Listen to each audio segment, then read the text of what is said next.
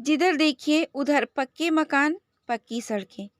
तो ऐसे में मिट्टी तो मिलने से रही। सबसे बढ़िया है कि घर में मिट्टी बनाइए और अपने घर के ही कूड़े कचरे को निपटाइए। ये सॉइल बहुत हेल्दी होती है, इसी वजह से गार्डन में आपके प्लांट हरे भरे रहते हैं। तो चलिए बनाते हैं मिट्टी। अस्सलाम वालेकुम friends, welcome to my channel Shabnoor Ali. तो घर में जो भी आपके किचन से सब्ज़ी के छिलके निकलते हैं और फ्रूट्स के फल के छिलके निकलते हैं, सड़ गल जाते हैं। आजकल बारिश है तो फल के छिलके या फल भी कभी-कभी सड़ जाते हैं। तो वो सब आप कलेक्ट करके रखिए, इकट्ठा कर लीजिए। अब आती है बारी गार्डन से निकले हुए सूखे पत्तों की और झाड़े हुए गमलों के पीछे से मिट्टी की। तो हम तो वो भी इकट्ठा करते हैं। कभी-कभी गमलों के आसपास, बड़े गमलों के आसपास रख देते हैं।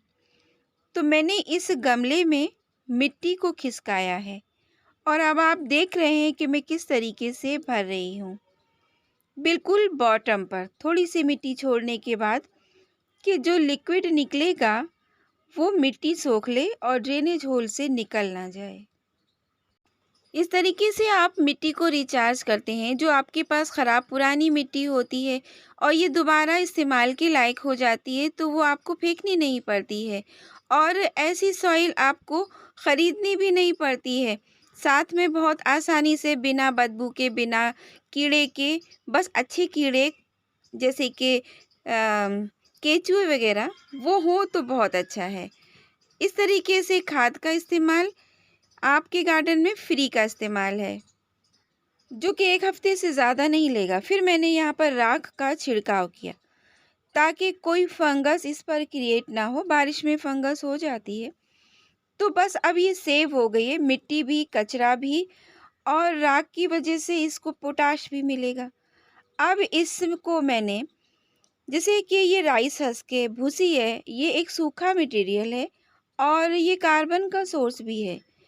तो जब आप इसमें राइस हस्क मिलाएंगे, मिट्टी काफ़ी पोरस हो जाएगी। और मैंने इसमें कोई खाद नहीं मिलाई है कि जल्दी ये डिकम्पोज़ हो जाए, क्योंकि इसमें मैंने पहले भी छिलके भरे थे गमले के अंदर, तो वो अब तक डिकम्पोज़ हो चुके, मिट्टी में वो पता भी नहीं लगते। अब देखिए मैंने क्या किया है कि एक जो हम पौधा खाली करते हैं और ये पॉलीथीन बैग निकलते हैं, तो इसमें कुछ ना कुछ कटिंग तो लगा ही देते हैं। तो मैंने इसमें पर्सलेन की कटिंग लगाई थी। अब ये देखिए कि कितने अच्छे तरीके से खिल गई है और मिट्टी क्योंकि सॉफ्ट रहती है तो ये पकड़ती नहीं ग्रो बैग को।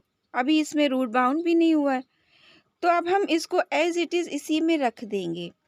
इस तरीके से पौधा तो ग्रो करेगा ही और अब इसमें ये बड़ा प्लांटर मिल गया है ना, तो ये फ्लावरिंग भी करने लगेगा। साइड साइड से आपको थोड़ी मिट्टी रखने की ज़रूरत पड़ेगी, वरना ये स्टेम खुद ही जब नीचे झुकेंगी तो इसमें रूट्स निकल आती हैं और ये अपने आप ही वो मिट्टी को पकड़ लेगी और ग्रो होने लगेगा। आइए देखते हैं कि और किन किन चीज़ों में मैंने कचरा भरा है और पौधा चलाया है। आप ये देखिए, एक बोरी है जिसमें कि वेस्ट भरा, ज़रा सी मिट्टी डाली और पौधे खुद ही कंपोस्ट से जर्मिनेट हो गए। इसके अलावा यहाँ पर कनस्तर में, इस टब में, तसले में पौधे देखिए कितना अच्छा हेल्दी ग्रो करते हैं। इसी वजह से खाद की ज़रूरत नहीं पड़ती है।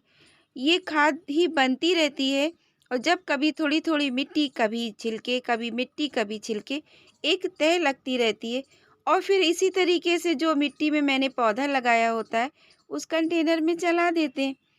ईज़िली यही तरीका है हमारा कंपोस्टिंग करने का और भर-भर के भी रखते हैं।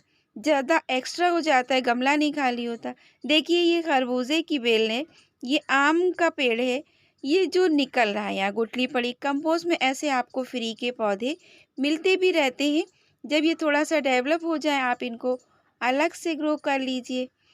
और ये सारे वेस्ट में मैं जब भी प्लांटर रेडी करती हूँ, तो मैं इनमें नीचे कचरा ही भरती हूँ। एक मुट्ठी मिट्टी में काम चल जाता है। शहरों में मिट्टी तो मिलने से रही और फ्री की गार्डनिंग करेंगे, खरीदना ना पड़े खाद, ना मिट्टी, ना पॉट। बस इस तरीके से फ्री की गार्डनिंग कीजिए और आपके पास हरियाली ही हरियाली। चैनल को सब्सक्राइब कीजिए और एक लाइक कीजिए, साथ में अच्छे-अच्छे से कमेंट भी कीजिए। फिर मिलते हैं नेक्स्ट वीडियो में इस अपडेट के साथ। अल्लाह हाफ़िज़।